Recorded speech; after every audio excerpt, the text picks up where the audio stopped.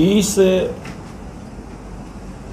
मई को प्रधानमंत्री जी नरेंद्र मोदी जी की सरकार के 9 साल हो रहे हैं। 30 मई से लेके 30 जून तक 1 महीने का सेलिब्रेशन, 1 महीने का कार्यक्रम, 1 महीने की गतिविधियां ये हमने बनाई हैं 1 महीने की, कि महीने भर तक हम अलग अलग प्रकार की गतिविधि सरकार के 9 साल पूरा होने के उपलक्ष्य में करेंगे। इसमें बड़ी गतिविधियों में हर लोकसभा में एक रैली की जाएगी। 10 लोकसभा में 10 रैलियां होंगी। 2 रैली बड़े स्तर की होंगी जिसमें केंद्रीय नेता, प्रमुख केंद्रीय नेता रहेंगे, लेकिन बाकी भी 8 लोकसभाओं में भी रैलियां होंगी, 10 की 10 में होंगी। इसी प्रकार से हर विधानसभा में हमारे सारे मोर्चे मिलकर एक एक गतिविधि करेंगे।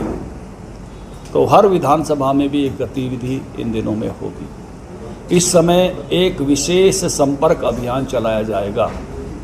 जिस संपर्क अभियान में चाहे वो समाज के विशिष्ट लोग हैं जो समाज में अपना स्थान रखते हैं, चाहे मीडिया के बंधु हैं, चाहे सोशल मीडिया के बंधु हैं, ऐसे सब प्रकार के प्रमुख लोगों से मिलन का एक कार्यक्रम इस महीने में रहेगा। कर्नाटक की हार का के लिए तो ये तो पहले से सब तय है। कर्नाटक में कांग्रेस की विजय हुई है, उनको बधाई है। और हमारी कोई कमियां रही हैं तो कर्नाटक से जो समीक्षा होगी, जो हमको सीख मिलेगी, उससे और अच्छा करेंगे। अध्यक्ष जी, आपने कहा कि प्रदेश का दौरा आप ही करेंगे और मुख्यमंत्री भी जनसंवाद कार्यक्रम कर रहे हैं। अभी हाल ही में 3 दिन सिरसा में रहे मुख्यमंत्री, वहाँ पर तीनों ही दिन मुख्यमंत्री का विरोध हो रहा है।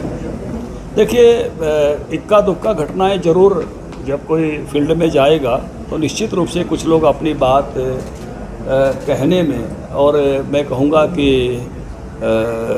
जो कई बार बहुत आग्रही होकर लोग अपनी बात कहते हैं, एक सामान्य वातावरण वहाँ का, उसकी बजाय जिस प्रकार के मोटिवेशन के साथ लोग अपनी बात कहते हैं, वो हम और आप सबके ध्यान में आती है। हम सब इस मामले में, मीडिया के जुड़े हुए लोग भी सब बातों को जानते हैं, और पॉलिटिकल क्षेत्र में काम करने वाले लोग भी सब ऐसे विषयों को समझते हैं और जानते हैं। जो सहजता का जो आम जन है, उसको पॉलिटिकल विषयों से ज़्यादा संबंध नहीं होता, उसका संबंध केवल अपनी समस्याएं रखने का होता है। लेकिन जब पॉलिटिकल विचार से मोटिवेटेड लोगों का व्यवहार होता है, उसमें हमेशा अंतर होता है, और उसको हम और आप सब समझते हैं।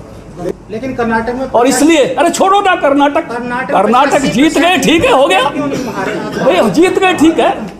कर्नाटक कोई बेंचमार्क नहीं है भैया, हो गया कर्नाटक। नहीं, पहले मैं किसी को कर्नाटक की जीत से गलत फहमी हो गई हो तो वो दूर कर दूं, किसी को गलत फहमी हो गई हो तो वो दूर कर दूं। ये राष्ट्रवाद हमारा एजेंडा है, रहेगा और रहेगा। बिल्कुल नहीं हो रहा कोई भी ऐसी जिसको नोटिसेबल भर्ती, कोई भी नहीं है, कोई ऐसा नाम नहीं है जिसको ये कह सकें। कांग्रेस पार्टी की जो दिक्कत है हरियाणा में, वो आपको भी मालूम है। एक समय शैलजा जी प्रभावी नेता थी, उनके पिताजी प्रभावी नेता थे। सिरसा में शैलजा जी को बोर्डी तक नहीं बनाने दी गई। एक समय भजनलाल परिवार प्रभावी नेता था हिसार में, उनके लिए ऐसे हालात पैदा किए गए कि वो बीजेपी में आए। आज बीजेपी के दिग्गज नेता हैं, और भव्य बिश्नोई बीजेपी से एमएलए हैं, कुलदीप बिश्नोई बीजेपी के नेता हैं। एक समय पूरे अहिरवाल में राव इंद्रजीत बड़े नेता थे। कांग्रेस पार्टी ने वो स्थितियां उत्पन्न की, आज वो बीजेपी के दिग्गज नेता हैं, बड़े नेता हैं, हमारे सांसद हैं, केंद्रीय मंत्री हैं। आप एक सुरजेवाला जी जींद और कैथल के बड़े नेता थे। ऐसे सिचुएशन उत्पन्न की कि उनको जाकर राजस्थान से राज्यसभा में जाना पड़ा।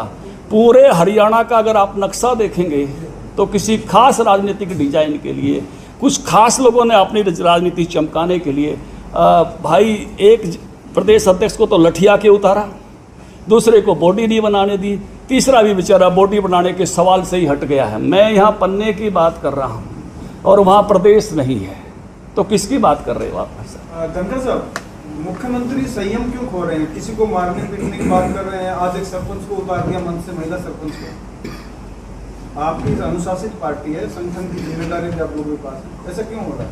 ये तो मुखिया प्रदेश के। देखिए, मुख्यमंत्री जी बहुत धैर्यशील व्यक्ति हैं और कहीं भी चीज़ें मर्यादा से बाहर कहीं भी नहीं जानी चाहिए। और मर्यादा कोई एक तरफा नहीं होती है, मर्यादा दो तरफा होती है और दोनों तरफ से मर्यादा का पालन आवश्यक है।